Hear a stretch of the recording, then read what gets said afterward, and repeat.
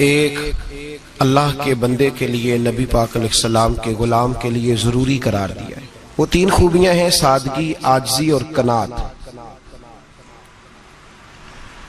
جس آدمی کے اندر یہ تین باتیں پائی جاتی ہیں کہ وہ سادہ بھی ہو، عجز و انکسار والا بھی ہو، اور جو چیزیں اللہ نے اسے دی ہوں اس پر اس کی قناعت بھی ہو، وہ راضی بھی ہو، تو ایسے شخص پر اللہ تبارک و تعالیٰ کی خاص رحمت نازل ہوتی ہے، جس بندے کے اندر یہ صلاحیتیں پائی جائیں۔ ہم دیکھتے ہیں کہ اس زمانے میں سادگی، عاجزی اور قناعت والا پہلو خاصا مشکل ہوتا چلا جا رہا ہے۔ کوئی بھی برادری ہو، کوئی بھی قبیلہ ہو، کوئی بھی علاقہ ہو، لوگوں کو اپنا آپ دکھانے کا بہت شوق ہوتا جا رہا ہے۔ میں بھی ہوں، مجھے بھی مانو، میری بھی سنو، اور میری بھی تعریف کرو، میری طرف بھی توجہ کرو، یہ ماحول بن گیا۔ اگر آپ سادگی والے نہیں ہوں گے تو پھر آپ نے کچھ چیزیں ادھار کی اوڑی ہوں گی جو اصل نہیں۔ سادگی جو ہوتی ہے وہ اصل ہوتی ہے، اصل روپ ہوتا ہے آدمی کا۔ اگر آپ کے اندر سادگی نہیں ہوگی تو پھر آپ نے کچھ چیزیں ایسی اپنے اوپر لاگو کر رکھی ہوں گی جو آپ کا اصل نہیں۔ تو جب آدمی اصل سے ہٹتا ہے تو بے سکون ہوتا ہے۔ اللہ تبارک و تعالیٰ نے منہ میں دانت بنائے ہیں تو یہ اصل ہے۔ ان کے اندر دھاگے کے برابر بھی کوئی چیز چلی جائے تو وہ بے چین کر دیتی ہے، چونکہ وہ اصل نہیں ہوتی۔ تو جب آپ سادگی میں رہیں گے تو اصل جگہ پہ رہیں گے، اصل جگہ پہ، پھر آپ تکلیف میں مبتلا نہیں ہوں۔ عاجزی کا مطلب یہ ہوتا ہے کہ آپ اللہ کے کسی بندے کو حقیر نہ سمجھیں، چھوٹا نہ سمجھیں، ذلیل نہ سمجھیں۔ ایک ہوتی ہے احساس کمتری، کہ سمجھنا کہ میں مالی طور پہ میرے پلے کوئی شے نہیں ہے، دیکھو کتنا، یہ احساس کمتری ہے۔ عاجزی یہ ہوتی ہے کہ یہ نہ سمجھ لے بندہ کہ میرے اندر صلاحیت زیادہ ہے، یہ کمی ہے، یہ چھوٹا ہے، یہ نکما ہے، یہ بالکل گناہگار ہے، یہ تکبر ہے۔ عاجزی سے رہیں، اللہ کے ہر بندے کو اپنے سے افضل سمجھیں، عاجزی کے ساتھ رہیں۔ قناعت یہ ہے کہ آپ کو جو اللہ نے دیا ہے سمجھیں کہ میرا رب سب سے زیادہ میرے اوپر ہی مہربان ہے، اس نے جو مجھے دیا ہے وہ کسی اور کو نہیں دیا۔ یہ شکر کے طور پر، تکبر کے طور پہ یہ بھی نہیں۔ قناعت کریں۔ عاجزی جب آپ کے اندر ہوگی، سادگی ہوگی، تو زندگی اطمینان سے گزرے گی، سکون سے گزرے گی۔ اور عاجزی اور سادگی کا یہ والا ترجمہ نہیں کہ جس بندے نے میلے کپڑے ڈالے ہوں آپ سمجھیں کہ یہ بڑا سادہ آدمی ہے، جی ہفتہ آیا نہ آیا نہیں تو سادہ ہے۔ یہ سادگی نہیں ہوتی۔ نفاست تو حسن ہے اسلام کا۔ نبی پاک صلی اللہ علیہ وسلم نے ایک مالدار آدمی کو پھٹے پرانے کپڑے پہنے ہوئے دیکھا تھا تو حضور نے منع کیا تھا، فرمایا اگر اللہ نعمت دیتا ہے تو بندے پر اس کا اثر دیکھنا بھی پسند فرماتا ہے۔ اچھے کپڑے چھوڑ دیں تو آپ سادہ ہو گئے، یہ مطلب نہیں۔ بہت سارے غریب لوگ بھی سادے نہیں ہوتے، جو ہر وقت کہتا رہتا ہے میں کسی چودھری کو کچھ نہیں سمجھتا، تو وہ سادہ ہے۔ جو کہتا رہتا ہے کوئی نہیں میری نظر میں آپ بڑا سیانا ہوں، فلانا بندہ آیا تو میں نے لاجواب کر دیا، دو باتیں نہیں پھر وہ کر سکا آگے سے، تو آپ سادے؟ آپ تو بڑے مہان تیز آدمی ہیں بھائی، آپ تو اپنی کرامت سنا رہے۔ سادگی کا مطلب ہے بے تکلف زندگی، جس میں کوئی تکلف نہ پایا جائے، جو بندہ ہو وہی وہ بیان کرے، یہ سادگی ہے۔ یہ سادگی کے خلاف ہے کہ آپ جو نہیں ہے وہ آپ۔ میرا ایک تجربہ ہے، اس کو آپ قرآن و حدیث کا نچوڑ نہ سمجھیے گا، میری ذاتی بات ہے تو اس کو ذاتی رہنے دیجیے گا۔ کبھی کبھی میں پریشان ہوتا ہوں، آپ کسی کی دعوت کھانے جائیں نا، وہ عقیقے کی ہو، ولیمے کی ہو، کوئی بھی ہو، اچھا جب آپ کھا لیتے ہیں نا تو پھر وہ آدمی مطالبہ کرتا ہے کہ آپ اس کی تعریف کریں، پھر اس کا یہ مطالبہ ہوتا ہے۔ وہ بالکل میری طرح کا دیہاتی بھی ہو تو کہتا ہے میں منڈیاں نو کل آکھیا کہ لیاؤ پھر کوئی کٹا چنگا تگڑا جیا، اج جی آکھن نہ کہ جناب دی دعوت سی تے اس پکائے کچھ نہیں۔ وہ پھر جس لے کٹا ایڈا ودیا لیا کے نائی اگے رکھیا تے انہیں پہلی ہری انج دا ویکھیا سی، انہیں پھر بنایا کہ کمال کر چھڑی۔ مطالبہ کیا ہے اس کا بھلا؟ تو انو آکھے کہ جنج دی تساں روٹی پکائی میں کدے نہیں کھا دی. یہ ہر آدمی کا مطالبہ، ہر آدمی. جناب میں سویرے گیا ہوں تو تازی سبزی اسپیشل آپ کے لیے میں لے کے آیا ہوں، اور یہ وہ والی لایا ہوں جو ملتی نہیں تھی پوری دنیا سے، صرف مجھے ملی ہے. تو یہ عاجزی نہیں، یہ سادگی نہیں، یہ بناوٹ ہے. یہ میں امیر غریب یہ سارے لوگ یہ کام کرتے ہیں، سارے. جو ہم نہیں وہ ہم بن کے دکھاتے ہیں، جو ہم ہیں نہیں وہ ہم بنتے ہیں. اس کا نقصان یہ ہوتا ہے کہ جب وہ چیز جو اصل نہیں ہوتی وہ آتی ہے تو تکلیف دیتی ہے. نبی پاک علیہ السلام کی زندگی سادی تھی. کس طرح کی سادی تھی؟ 2 جملے حضرت عبداللہ ابن عباس کے 2 جملے اور بات ختم کر دی. فرماتے ہیں میرے رسول پاک علیہ السلام کی زندگی سادی تھی. یہ کیسی سادی تھی؟ فرماتے ہیں جو ملتا تھا حضور پہن لیتے تھے، جو سامنے آتا تھا کھا لیتے تھے. کوئی تکلف نہیں کہ میں نے یہ نہیں کھانا، یہ کھانا ہے، یہ نہیں لینا، یہ لینا ہے. یہ مزاج نہیں، طبیعت نہیں. ہماری تو پسند ناپسند ہوتی ہے نا. حضور کو کدو زیادہ پسند تھا، یہ تو آپ کو حدیث میں ملے گا، یہ تو ملے گا. لیکن یہ نہیں ملے گا کہ نبی پاک صلی اللہ علیہ وسلم کو گندم ناپسند تھی، یہ نہیں ملے گا. آپ کو یہ تو ملے گا کہ رسول پاک کو دودھ زیادہ پسند تھا، یہ نہیں ملے گا کہ سادہ پانی ناپسند تھا. یہ تو آپ کو ملے گا کہ نبی کریم سید عالم صلی اللہ علیہ وسلم ضمیر پر سونے کو پسند کرتے تھے. یہ نہیں ملے گا کہ چارپائی پہ سونے کو ناپسند کرتے تھے. یعنی حضور کی زندگی سادی ہے، اس میں تکلف ہماری پسند ناپسند ہوتی ہے، اور جو شے ہمیں پسند نہیں وہ پھر ہے ہی نہیں صحیح، وہ غلط ہو گئی فوراً، وہ سرے سے اس کا کوئی اثر ہی نہیں رہا، وہ بالکل تباہ ہو گئی. میرے حبیب پاک سید عالم علیہ السلام نے سادی زندگی گزاری اور عاجزی والی زندگی گزاری. ہم لوگ عاجز نہیں ہوتے، عاجز نہیں ہو. اگر ہم لوگ عاجز ہو جائیں تو لڑائیاں ختم ہو جائیں. ہر خاندان میں ہر گھر میں لڑائی ہے، اس کا مطلب ہے کہ عاجزی، جہاں عاجزی ہوتی ہے وہاں لڑائی نہیں ہوتی، جھگڑا نہیں ہوتا. ہمارا بھائی سے، بھتیجے سے، بھانجے سے، بیوی سے، سسرال والوں سے، رشتہ داروں سے، بھائیوں سے اگر اختلاف چل رہا ہے اور ہر جگہ چل رہا ہے تو ساری جگہ تو غلطیاں نہیں نہ پائی جاتی، کہیں ہماری بھی غلطی ہوتی ہے.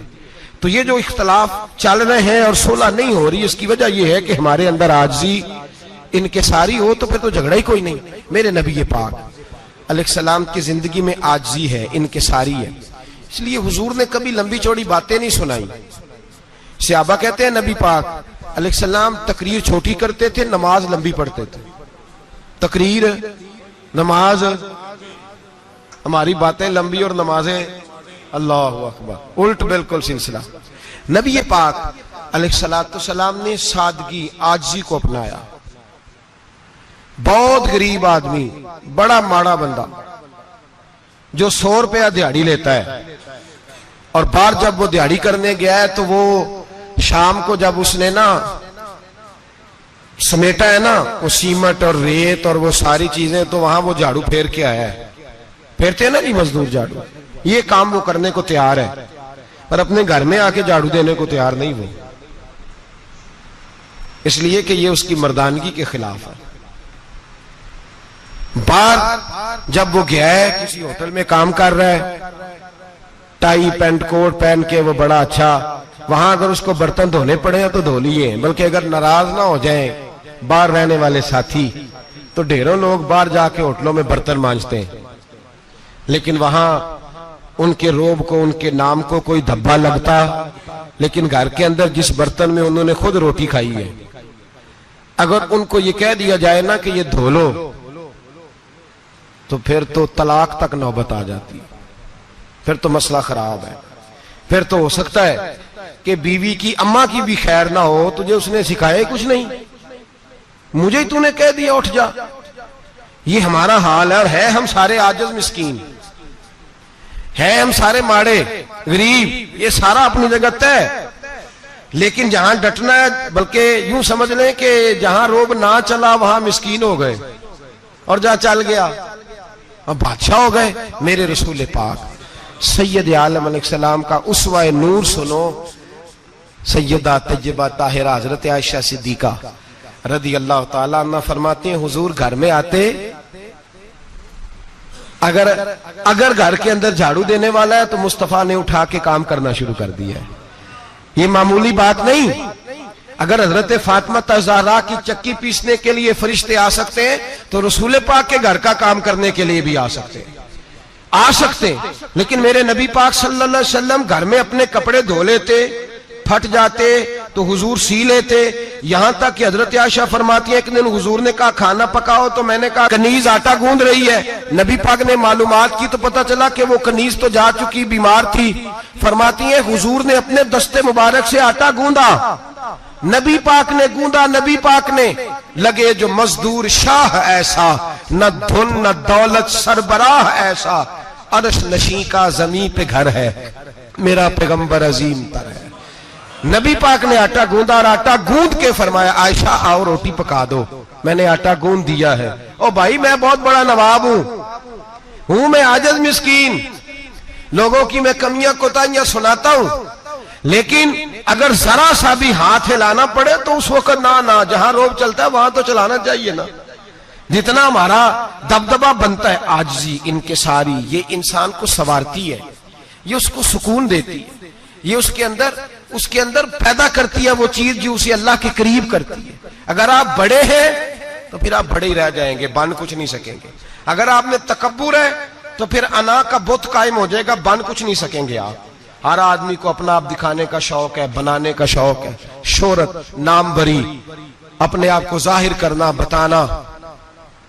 1,44,000 صحابہ تھے میرے رسول پاک کے, سارے کہیے صلی اللہ علیہ وسلم. جب حضور کا نام سنے تو درود پاک پڑھا کریں صلی اللہ تعالی علیہ وسلم. 1,44,000 صحابہ تھے. کام کر گئے, کسی نے نام نہیں بنایا, کام کیا. شاید چند 100 کے نام کتابوں میں ملتے ہوں, باقیوں نے کام کیا, نام پر توجہ ہی نہیں. اور کچھ ایسے بھی تھے جو آئے نہیں, بات مانی ہے میرے نبی پاک کی.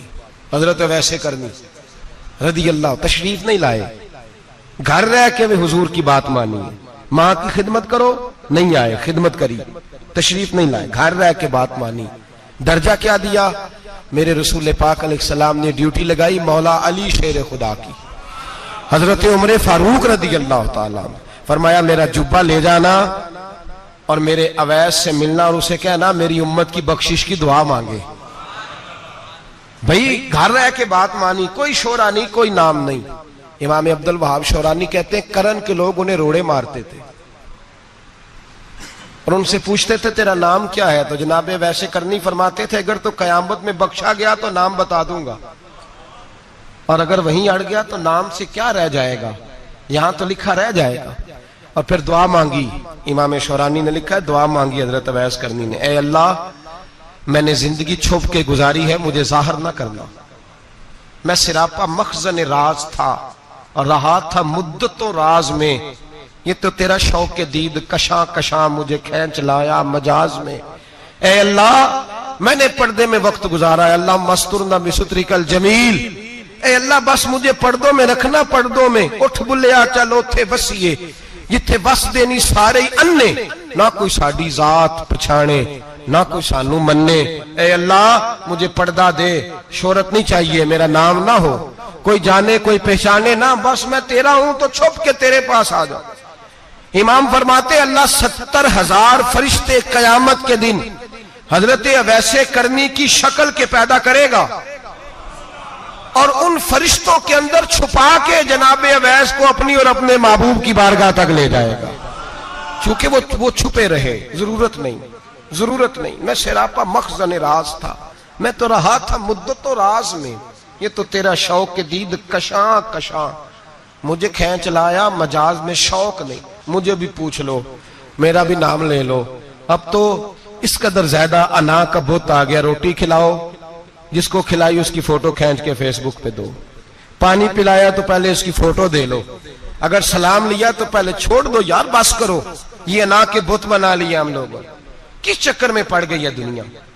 ایک غریب کو 2 4 5 روپے کیا دے دیے, ایک آٹے کا تھیلے کا دے دیا, 4 اخباروں میں خبر دے دی, یہ عاجزی ہے, یہ طریقہ ہے. اب تو لوگ یہاں تک ریاکاری کرنے لگے, نماز پڑھنے کے لیے آتے ہیں تو پہلے فوٹو کھینچ کے آتے ہیں, جمعے کی تیاری کرتے ہوئے. بس کر دیں, بس کریں. کہیں رکیں, کسی جگہ سٹاپ کریں, اپنے اندر انکساری پیدا کریں. جو ختم ہو گیا وہ بچ گیا, جو اپنے آپ کو بناتا رہا وہ کبھی بن نہ سکا. بچا وہی جو رب کی بارگاہ میں مٹ گیا. ہماری تو عمر گزر گئی ہے اپنے آپ کو تعمیر کرتے, ساری زندگی گزر گئی. میرا بھی نام لو, 30 سال میں رہ کے آیا ہوں جی سعودی عرب کے فلانے محلے میں, کسی سے میرا نام پوچھو گے تو پہنچ جاؤ گے. کیا ہوتے تھے آپ وہاں, کیا نام پوچھیں؟ وہاں تو بادشاہوں کے نام اب کوئی نہیں لیتا, مٹ گئے, جو آئے تھے چلے گئے. گکھڑ آنا تو چوک سے کسی سے بھی پوچھ لینا میں بھی ہوتا ہوں, کیا ہوتے ہو؟ یہاں بڑے لوگ تھے جن کا توتی بچتا تھا, ختم ہو گئے. تو اور میں بھی جانے والے, اور زمانہ آئے گا. مٹنے کے لیے دنیا آئی ہے. اگر دنیا میں خود بخود اپنے آپ کو مٹا کے رکھو گے تو اللہ عزت عطا فرمائے گا. ہم تو اتنا کھڑے ہوئے ہیں کہ بہنوں سے, بھائیوں سے, سسرال سے, رشتہ داروں سے کٹ گئے ہیں, بالکل اس لیے کہ بت نہیں ٹوٹ رہا اندر کا. میرے نبی پاک سید عالم علیہ السلام کے غلام بڑا کچھ تھے, پر ان کی زبانوں پہ کبھی کچھ ہونے کا ذکر نہیں آیا. بڑا کچھ تھے وہ, بڑا کچھ تھے. حضرت ابوبکر صدیق رضی اللہ, بڑا کچھ تھے نا, کیا بات تھی. میرے مصطفیٰ کریم سید عالم صلی اللہ علیہ وسلم نے فرمایا ابو بکر میرا وہ خلیل ہے کہ دنیا میں بھی میرا سجن ہے, قیامت میں بھی میرا دوست ہوگا, دنیا اور آخرت میں. وہی ابو بکر ہے. محلے میں 7 غریب بچیاں رہتی ہیں, وہ کہتی ہیں ہماری بکریاں, باپ فوت ہو گیا, بکریوں کا دودھ دھو دو. تو ابو بکر صدیق بکریوں کا دودھ دھونے چلے جاتے ہیں, ان کے گھر کا کام کاج کر کے آتے ہیں. سیدنا عمر فاروق, میرے نبی پاک علیہ السلام نے فرمایا فرشتے 950 سال میرے عمر کی شان بیان کریں تو ختم نہیں ہو سکتے. اتنا بڑا شخص عمر فاروق, اتنا بڑا آدمی. ایک دن اعلان کیا عمر فاروق نے, لوگوں مسجد میں آؤ, بات کرنی ہے. امیر المومنین کا پیغام ہے, سارے مسجد میں آ جائیں. کھچا کھچ مسجد نبوی صحابہ سے بھر گئی. اور ایسا جب اعلان ہوتا تھا تو صحابہ دوڑ کے آتے تھے, شاید کو جنگ ہے, شاید کسی نے حملہ کر دیا ہے, شاید کوئی نئی بات ہے. دوڑے آئے لوگ, مسجد نبی کھچا کھچ بھر گئی. سیدنا فاروق اعظم رضی اللہ تعالیٰ عنہ منبر پہ بیٹھے.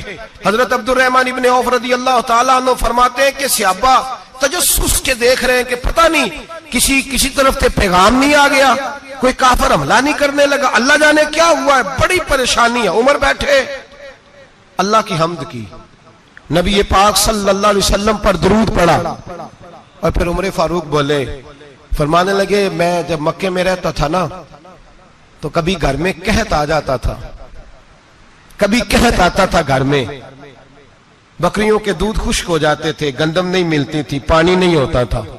تو فرمایا میری اماں مجھے خالہ کے گھر بھیج دیتی تھی. قبیلہ بنو مخزوم, اس قبیلے میں میری خالہ کی شادی ہوئی تھی تو وہ مالدار لوگ تھے, ان کے پاس زیادہ بکریاں, زیادہ اونٹ, زیادہ گائیں, زیادہ کھیت تھے.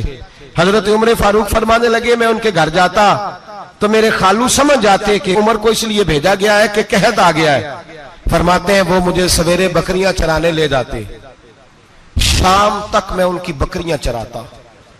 امیر المومنین عمر, ایک طرف مسئلہ یہ ہے کہ کیسر و کسرا کی دیواریں ہل رہی ہیں عمر کے نعروں سے, اور ادھر عمر منبر پہ بیٹھ کے خطبے دے رہے ہیں.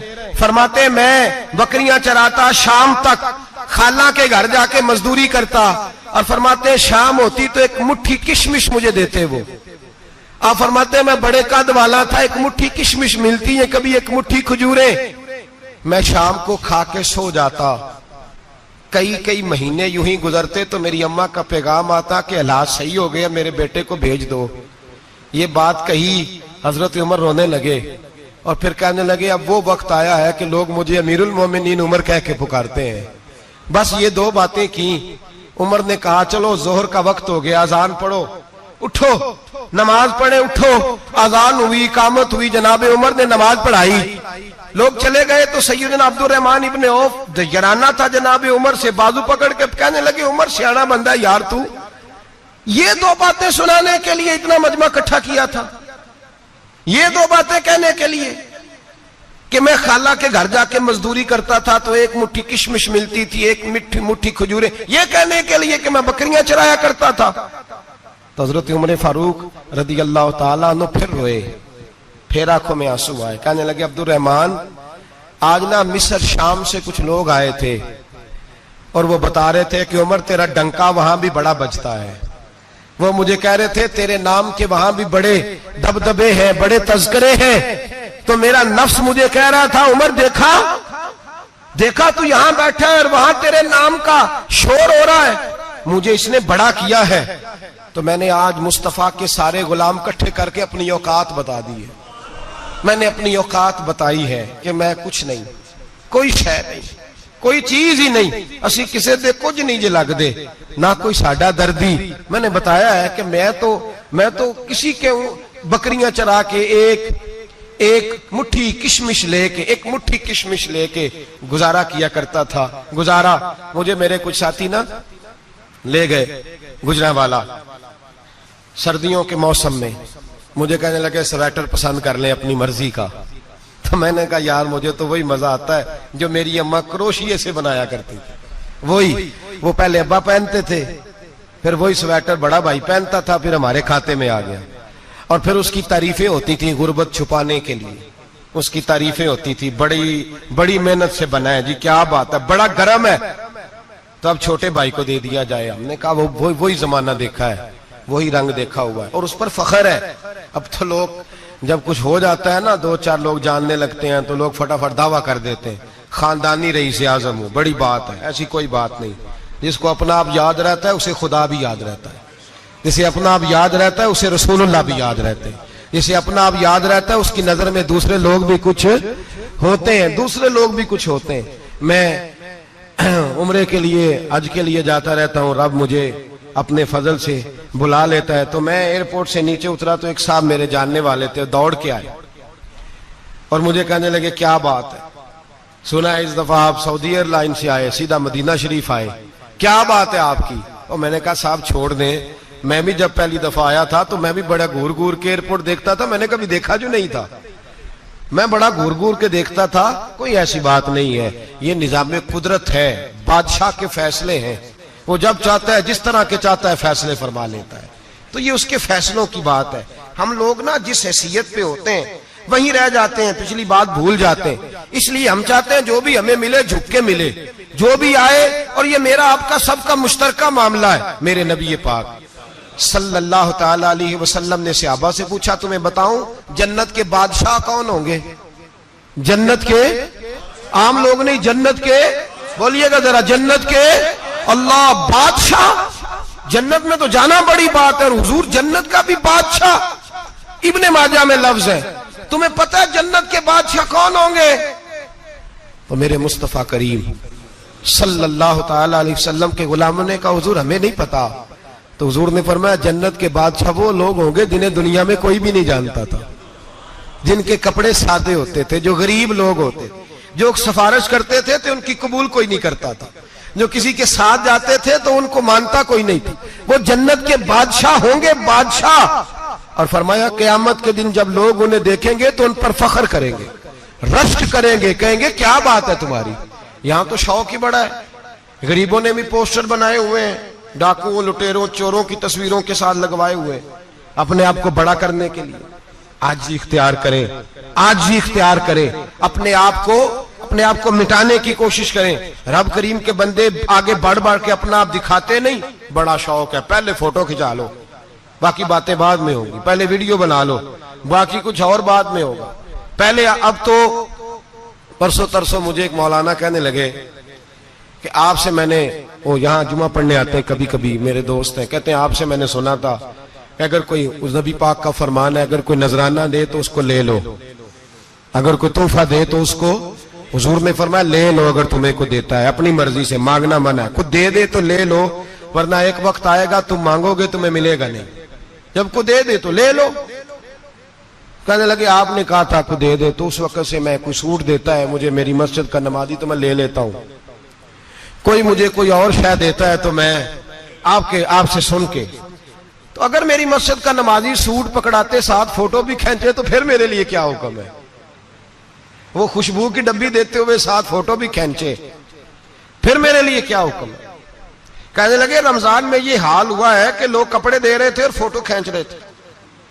کیا چکر ہے، کہاں چلے گیا؟ غریب آدمی کی عزت نفس کو کچل ڈالا پکڑ کے. ایک جوڑا سال کے بعد امام کو دیا، اس کی بھی تصویر کھینچ کے فیس بک پہ دے ڈالی. یہ ہماری عاجزی ہے، یہ ہمارا پیار ہے، یہ ہمارا انداز ہے۔ بھائی یہ ہم غلط رستے پہ، غلط ڈگر پہ چل نکلے، ہمیں واپس آنا پڑے گا۔ میرے نبی پاک علیہ السلام نے عاجزی کو پسند کیا۔ حضور شہرت سے، ناموری سے دور رہتے۔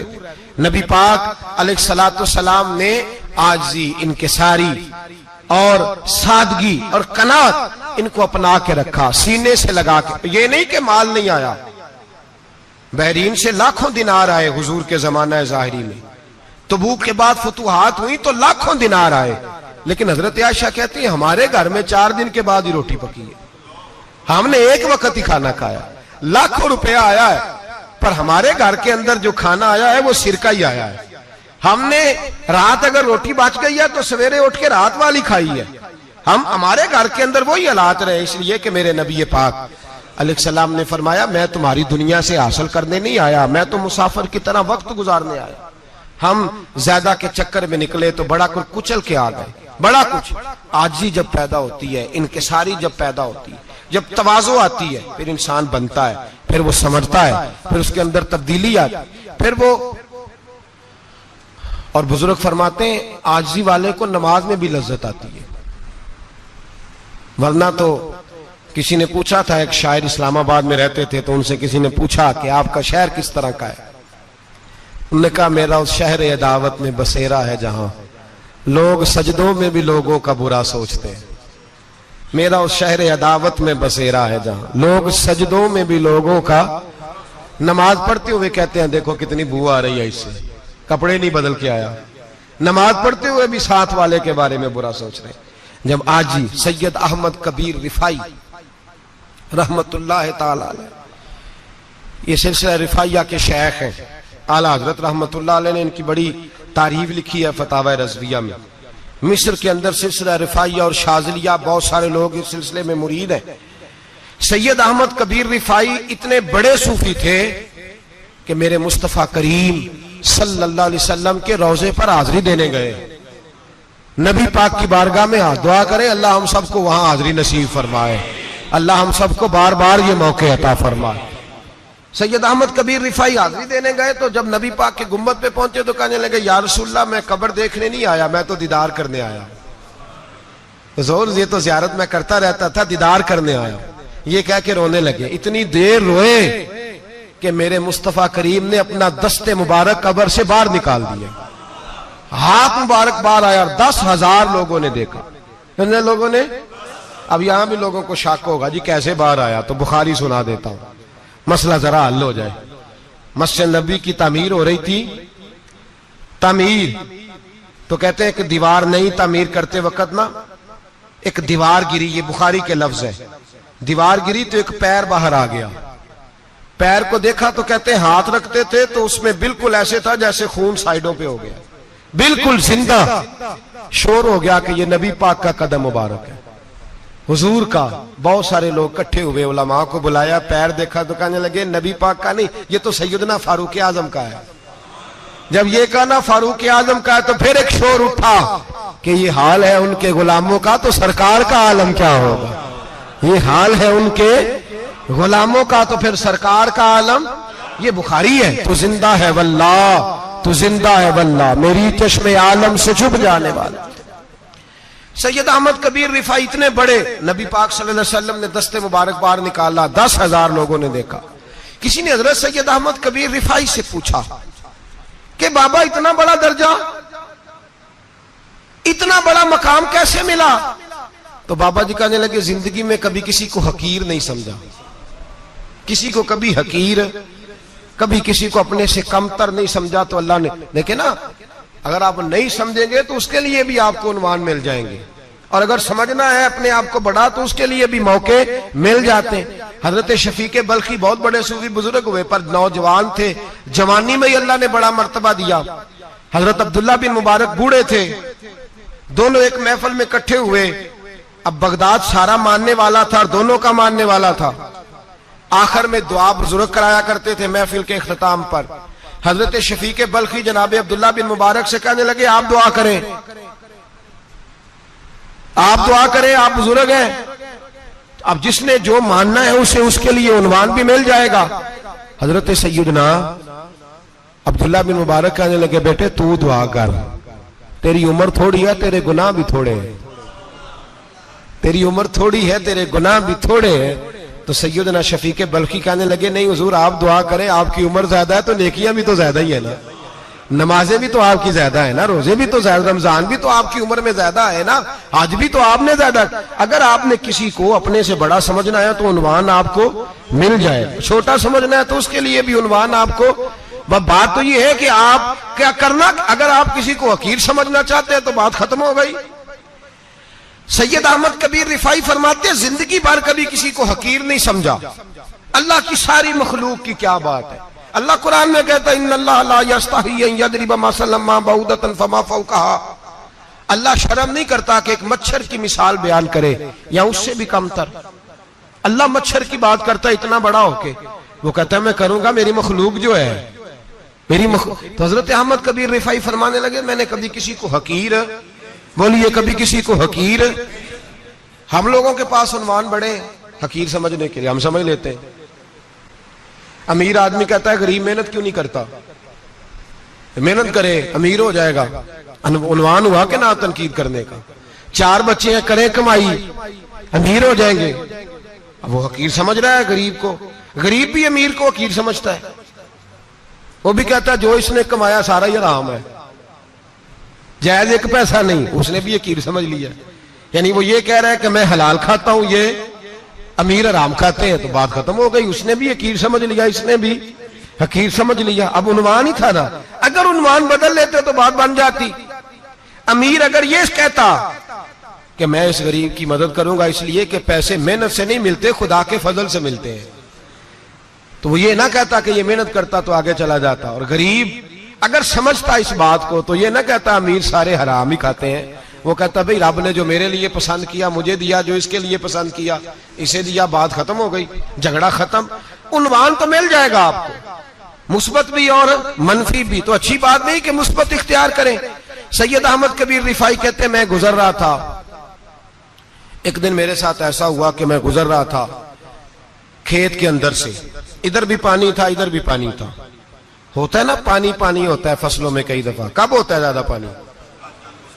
نہیں جدو کدو کری رہے جی، اور جب کدو کرتے ہیں نا تو دونوں جانب پانی بھرا ہوتا ہے نا جی، وہ ٹریکٹر بھی پانی میں چلتا ہے، میں پینڈو ہوں نا مجھے زیادہ پتا ہے کیا حالات ہوتے ہیں، تو وہ ادھر بھی پانی ادھر بھی پانی، تو درمیان میں سے وہ منڈیر ہوتی ہے چھوٹی سی، باٹا کھیدا ہے اپنی زبان ہے، تو کہتے ہیں ادھر بھی پانی تھا ادھر بھی پانی تھا۔ سید احمد کبیر رفاعی کہتے ہیں میں گزر رہا تھا، عصر کی نماز کا ٹائم ہو گیا، میں جلدی جلدی جا رہا، سامنے سے کتا آ گیا۔ انسان اشرف المخلوقات ہے، لیکن وہ اللہ کا شکر کرے گا کہ اس نے مجھے اشرف بنایا ہے، یہ نہیں کہہ سکتا کہ یہ مخلوق حقیر ہے یہ بری ہے، یہ نہیں کہہ سکتا، شکر کرے کہ مجھے اللہ نے اشرف۔ سید احمد کبیر رفاعی کہتے ہیں کتا آ گیا سامنے سے،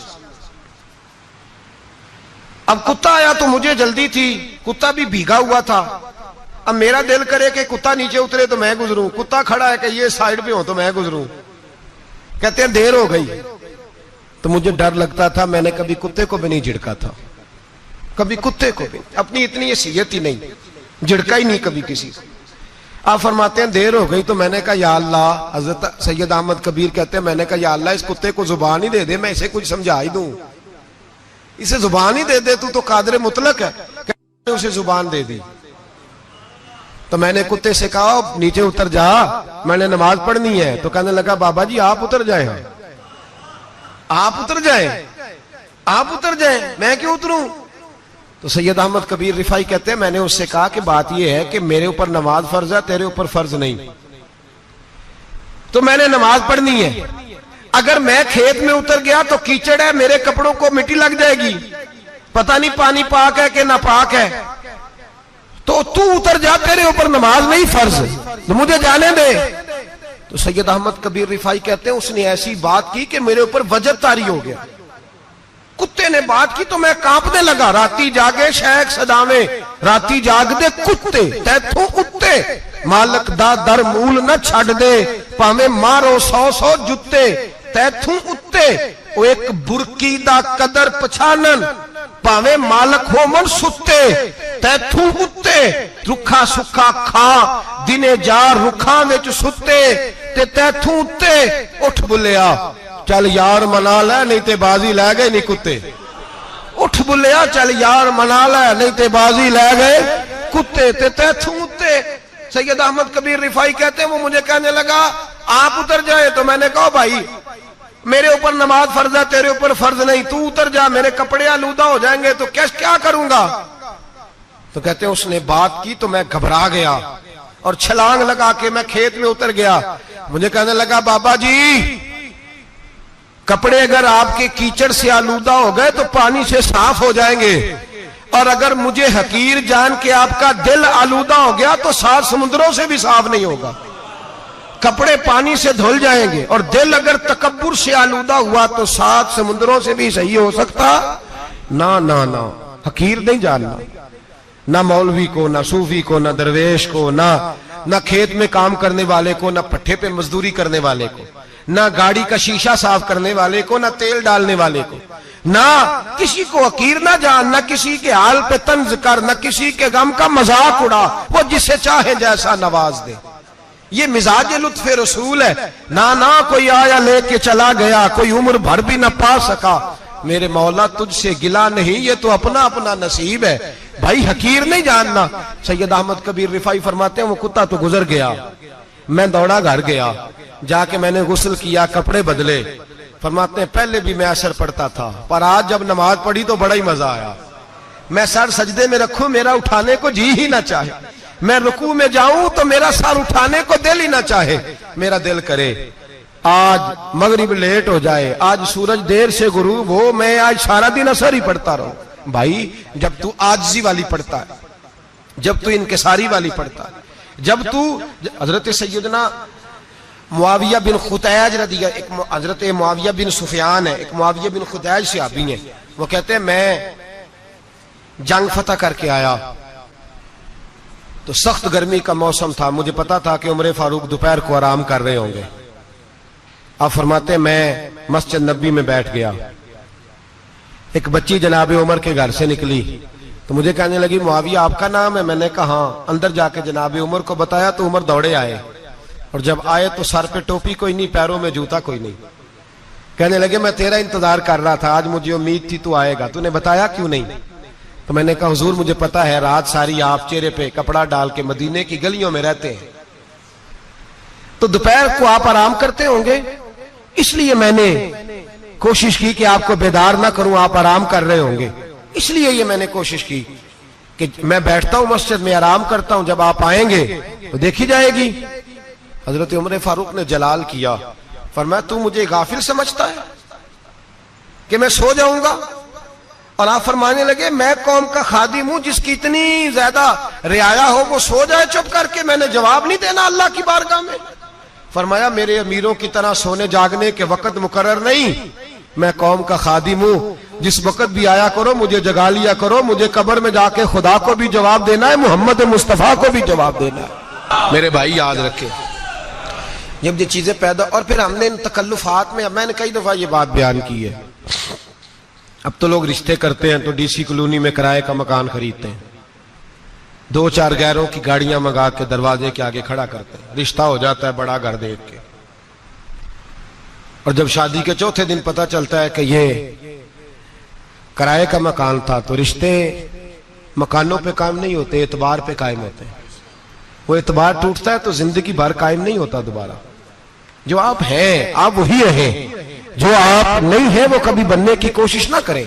और मेरे अजीज ये भी याद रखें आजिज़ी आपको सवार देगी, और वैसे भी हम अल्लाह के हुजूर जाने वाले, अगर पर्दों में छुप के चले जाएंगे तो बच जाएंगे, और अगर हम अपना आप दिखाते ही रहें, सारी जिंदगी इसी चक्कर में रहें कि मुझे भी पूछो, मुझसे भी मुशावरत करो, मेरी भी बात सुनो, तो ये अना की दौड़ तो खत्म ही नहीं होती। हिर्स सिर्फ पैसे की नहीं होती, हिर्स हवस शोहरत की भी होती है। और नबी पाक सल्लल्लाहु अलैहि वसल्लम ने इसको भी बयान फरमाया है कि ये जो तेरे अंदर चीज पैदा होती है ना, मैं जाना जाऊं पहचाना जाऊं, इससे भी अपने आप को बचा। सहाबा के बाद जिस शख्स की खिलाफत सबसे मजबूत हुई वो हजरत उमर बिन अब्दुल अजीज थे। इतनी बेहतरीन खिलाफत की कि लोगों को हजरत उमर का जमाना याद आ गया। حضرت عمر بن عبدالعزیز عراق میں رہنے والی ایک عورت تھی. اس عورت کا خامد فوت ہو گیا تو 5 بچیاں یتیم تھی. وہ عراق سے چلی اور جناب عمر بن عبدالعزیز کے پاس آئی کہ آپ میری بچیوں کا وظیفہ لگا دیں. وہ کہتی ہے جب میں پہنچی نا یہاں تو اب تو استقبال آنا جانا بڑے معاملات ہیں. اب تو بچی کی برات آئے اور 5 7 10 20 لوگ دروازے پہ کھڑے نہ ہو تو برات ناراض ہو جاتی ہے. کہتے ہمارا استقبال ہی کسی نے نہیں کیا. تو استقبال تو اب اس طرح ہے جس طرح نشہ نہیں ہوتا, یہ استقبال کی حالت ہے, امیروں سے لے کے غریبوں تک. مجھے پوچھا ہی نہیں کسی نے, کرسی نہیں دی, آگے نہیں بٹھایا. یہ والا معاملہ ہے. اور میں میری طرح کے لوگ نیک لوگوں کی بات نہیں کرتا. اب تو ہم دیکھتے ہیں فلاں مولانا کا استقبال ہو رہا ہے, فلاں کے لیے لوگ کھڑے ہو رہے ہیں, نعرے لگ رہے ہیں. اور اب تو میں دیکھتا ہوں ایسے ایسے ہاتھ لہراتے ہیں صوفی اور درویش کہلانے والے, جیسے سیاسی لیڈر لہرایا کرتے. یہ کیا طریقہ ہوا؟ یہ کون سا طرز زندگی؟ میرے نبی پاک صلی اللہ علیہ وسلم نے فرمایا جو خواہش کرے کہ میں آؤں اور لوگ کھڑے ہوں وہ تو جہنمی ہے, تو دوزخی ہے. سارے وہی طریقے ہمیں اختیار کرتے جا رہے ہیں, وہی پروٹوکول ہے ہر جگہ. وہ لوگ جن کے دروازے کھلے ہونے چاہیے تھے وہاں بھی ہر وقت کے لیے معاملات طے ہو گئے. یاد رکھیں میرے نبی پاک علیہ الصلوۃ والسلام نے جو تعلیمات دی. حضرت عمر بن عبدالعزیز رحمت اللہ تعالی علیہ, عورت کہتی ہے میں پہنچ گئی, میں نے لوگوں سے پوچھا گھر کہاں ہے, تو کہا وہ جہاں بوری لٹک رہی ہے نا باہر ٹاٹ کا پردہ لگا ہوا ہے وہ حضرت عمر بن عبدالعزیز کا گھر ہے. کہتی ہے میں دروازے پہ دستک دی, ایک عورت نے دروازہ کھولا تو مجھے بی بی جان کے اندر بلایا.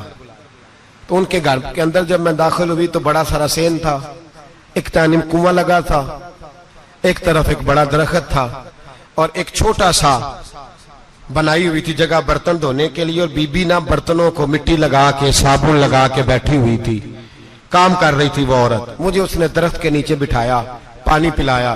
کیسے آئی ہو؟ میں نے کہا امیر المومنین سے ملنا ہے. کہنے لگی بیٹھو تھوڑی دیر میں آ جاتے. کہتی تھوڑی, میں نے سمجھا گھر کی کوئی ملازمہ ہے, میں بیٹھ گئی. تھوڑی دیر گزری پھر دستک ہوئی, اس بی بی نے اٹھ کے دروازہ کھولا تو جب وہ شخص اندر آئے تو کہنے لگی بڑی دیر سے برتنوں کو صابن لگا کے بیٹھی ہوں, کہاں رہ گئے تھے؟ کہتی ہیں وہ صاحب کہنے لگے بس ذرا مصروف ہو گیا تھا. دوڑے گئے, کنویں سے پانی نکالا, بی بی کو دیا, اس نے برتن دھوئے. کہتی ہے پھر تھوڑا سا سرکہ اور ایک رات کی روٹی وہ لائی, اس شخص نے کھائی. میں نے کہا کہ یہ دونوں گھر کے ملازم ہیں, میاں بیوی کام کرتے ہیں. جب وہ کھانا کھا چکے تو وہ عورت میرے پاس آئی, کہنے لگی اٹھ کے مل لو امیر المومنین سے. میں نے کہا کون امیر المومنین؟ تو کہنے لگی کب سے تو آئے ہیں, یہ جس نے کنویں سے پانی نکالا یہی مسلمانوں کا امیر ہے, اور یہ جس نے درخت کے نیچے بیٹھ کے سرکے سے روٹی کھائی ہے یہی ہے. یہ فرشتوں کی داستان نہیں, یہ وہ لوگ ہیں. میں رات کو بھی کہہ رہا تھا ایک جگہ پہ کہ یہ لوگ جو ہے نا جن کا آپ روز شکوہ کرتے ہیں حکومتیں بڑی خراب ہیں, یہ کوئی نہیں خراب, بالکل خراب نہیں. جتنے سیاسی لیڈر ہیں سارے صحیح ہیں. خراب وہ لوگ ہیں جو انہیں ووٹ دے کے لیڈر بناتے ہیں, بالکل خراب نہیں. میں تو ان کے حق میں ہوتا جا رہا ہوں. ناراض ہو گئے نا آپ لوگ؟ اللہ کرے تسی ہو جو تے اگلے الیکشن سے سیانے بھی ہو جو, آمین تو کہہ دیں. میں نے کوئی مشورہ نہیں دینا, اس لیے کہ میری نظر میں کوئی ایسا شخص نہیں جس کے لیے میں آپ سے کہہ سکوں کہ ووٹ دیں. اور ہم تو ایسی بات کریں تو کئی لوگ ناراض ہو کے چلے جاتے ہیں, لیکن کوئی پرواہ نہیں, اس لیے کہ یہ دین میرے نبی پاک کا دین صرف مسجد کا دین نہیں. انشاءاللہ آئندہ جمعہ نظریہ پاکستان بیان کروں گا اور بتاؤں گا کہ پاکستان کا مطلب کیا, لا الہ الا اللہ محمد رسول اللہ صلی اللہ علیہ وسلم. حضور کا جو قرآن نافذ ہوگا مسجد میں, وہ قرآن کچہری میں بھی نافذ ہوگا انشاءاللہ. اور وہ قرآن نافذ ہونے آیا ہے, اسمبلیوں میں وہی قرآن نافذ ہوگا انشاءاللہ. اور یہی چراغ جلے گا تو روشنی ہوگی. بیان کریں گے اور ڈٹ کے بیان کریں گے, آپ کو بتائیں گے. بات جو بات سمجھا رہا ہوں فی الوقت وہ سمجھے, مجرم وہ نہیں جو بڑا بن کے لوٹتا ہے, مجرم وہ ہے جو اس کو سپورٹ کرتا ہے, جس نے اسے بڑا بنایا ہے. یہ یاد رکھ لیں, ہماری کوئی بچت نہیں ہوگی, ہم سے پوچھا جائے گا. ہم سارے کچہری میں کھڑے ہوں گے, اللہ سوال کرے گا کہ تم بتاؤ تم ان کے مددگار کیوں بنے تھے, تم سپورٹ کیوں کرتے تھے, یہ پوچھا جائے گا اور ہم نے جواب دینا ہے. بہرحال عام دام پر سر مطلب جناب عمر بن عبدالعزیز رحمت اللہ علیہ کے وہ بی بی گئی تو کہنے لگی کہ یہ امیر المومنین نے کہا, وہ اٹھ کے حاضر ہوئی, کہا حضور میں عراق سے آئی ہوں, میرا خاوند فوت ہو گیا, میری 5 بیٹیاں ہیں, وظیفہ لگا دے. وہ بی بی کہتی ہے میرا دل تھا کہ یتیم بچیوں کا 100 دینار سال کا لگا دیں گے تو بڑی بات ہے. کہتی ہیں جب میں ان کے پاس گئی تو حضرت عمر بن عبدالعزیز کو بتایا تو وہ رونے لگ گئے اور مجھ سے معافیاں مانگنے لگے. میں نے کہا حضور آپ کیوں معافی مانگتے ہیں؟ تو کہنے لگے اس لیے معافی مانگ رہا ہوں کہ تو میری رعایا میں تھی اور تیری 5 بچیاں یتیم تھی, تجھے خود چل کے آنا پڑا ہے, میرا کام تھا تیری خبر لیتا, معاف کر دے اللہ کی رضا کے لیے. انہوں نے وظیفہ لکھنا شروع کیا تو میری ایک بچی کا 1000 دینار سال کا لکھا. میں نے کہا اللہ تیرا شکر ہے. پھر دوسری بچی کا 1000 لکھا تو میں نے کہا اللہ تیرا شکر ہے. تیسری کا 1000, چوتھی میں نے کہا شکر ہے. جب چوتھی کا لکھا تو میں نے کہا اللہ آپ کا اقبال بلند کرے, اللہ آپ کو ہمیشہ اسی طرح پھلتا پھولتا رکھے. کہتے ہیں جناب عمر بن عبدالعزیز نے قلم رکھ دیا, فرمانے لگے میں 5ویں کا وظیفہ نہیں لکھوں گا, 4 بہنوں سے کہنا بانٹ کے اسے بھی دے دیں. کہا حضور کیوں؟ آپ فرمانے لگے جب تک تو اللہ کا شکر ادا کر رہی تھی میں بھی رب سے جڑا ہوا تھا اور اللہ سے ڈر کے لکھ رہا تھا. اب تو نے میری تعریف کی ہے, اب میری ذات آ گئی ہے, اب میں اگر یہ وظیفہ لکھوں گا تو اس سے اللہ راضی نہیں ہوگا, اس سے میرے نفس میں ریا پیدا ہوگی. اب میں 5ویں کا نہیں لکھوں گا, جا اور جا کے عراق کے گورنر کو دے. بی بی کہتی ہے میں گھوڑے پہ بیٹھی اور میں چند دنوں کے بعد عراق پہنچی. جب سویرے آ کے میں نے والی عراق کو رکا دیا تو وہ چیخ مار کے رویا. میں نے کہا کیا ہوا؟ تو کہنے لگا بی بی آج رات کو حضرت عمر بن عبدالعزیز کا انتقال ہو گیا, فوت ہو گئے, تو انتقال کر گئے. کہتی میں بھی تڑپ کے روئی. میں نے کہا میری یتیم بچیوں کا کیا بنے گا؟ تو وہ گورنر کہنے لگا تیرے وظیفے جاری رہیں گے, تجھے ملتے رہیں گے. تو کہنے لگی کیسے؟ کہنے لگا میں اگر تو گورنر رہا تو تیرا وظیفہ جاری رہے گا, اور اگر گورنری سے اتر بھی گیا تو میں ذاتی طور پہ مالدار ہوں, پھر بھی تیری بچیوں کے ماہانہ پیسے پہنچتے رہیں گے. میں نے کہا تو کیوں دے گا؟ کہتی وہ رو پڑا. کہنے لگا اگر امیر حضرت عمر بن عبدالعزیز جیسے ہوں تو پھر اللہ گورنروں کے دلوں میں بھی رحم ڈال دیا کرتا ہے, پھر میرے جیسے لوگوں کو بھی وہ بدل دیتا ہے. حضرت عمر بن عبدالعزیز گھر آئے, 3 بیٹیاں تھیں. ایک کو آواز دی وہ آئی تو اس نے منہ پہ ہاتھ رکھا ہے, دوسری کو آواز دی وہ آئی تو منہ پہ ہاتھ رکھا ہے, تیسری کو آواز دی تو منہ پہ ہاتھ رکھا ہے. آپ نے اپنی بیوی سے کہا کہ یہ بچیاں منہ پہ ہاتھ کیوں تینوں نے رکھا ہوا, کیا بات ہے؟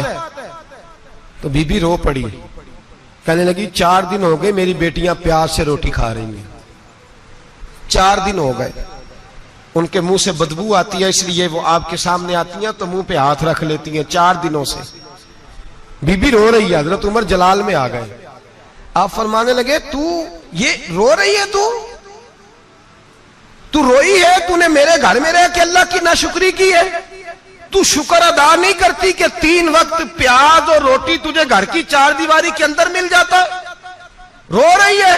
اور میں میرے ساتھ باہر نکل, تجھے وہ لوگ دکھاؤں جو جھونپڑیوں میں رہتے ہیں اور مانگ کے کھاتے ہیں, تجھے دکھاؤں. اتنی ناشکری کہ گھر کے اندر پیاز پہنچ رہا ہے, روٹی پہنچ رہی ہے, اور تو کہتی ہے میری بیٹیاں پیاز سے کھاتی ہیں, شکر کر فاقے نہیں کاٹنے پڑے. پھر اگلے لفظ کہے تو رو پڑے. فرمانے لگے میں نے تو مصطفیٰ کے وہ حالات بھی سنے ہیں جس میں کئی دن بی بی فاطمہ نے فاقے کیے. تو گھر کے اندر پیاز پہنچ رہا ہے, تو ابھی بھی سادگی, عاجزی اور قناعت نعمت تھی ان لوگوں کی. ہمارے ہاں روز شکوا ہے, کس بات کا؟ گاڑی کوئی نہیں. روز رونا ہے, کس بات کا؟ بنگلہ کوئی نہیں. روز رونا ہے, کس بات کا؟ بینک بیلنس کوئی نہیں. 10 جوڑے کیوں نہیں عید پہ آئے؟ اور یہ صرف عورتوں کا مسئلہ نہیں, ہمارے اندر بھی یہ بات بدرجہ اولا. ہم روز اپنے آپ کو مسکین کہتے ہیں, غریب کہتے ہیں, لاچار کہتے ہیں, مجبور کہتے ہیں. کبھی دیکھو وہ جو جھونپڑیوں میں رہتے ہیں. رب رب کر دے بڈھے ہو گئے اتے ملا پنڈت سارے, رب دا کھوج کھرا نہ لبا اتے نہ کیتے بئی نظارے.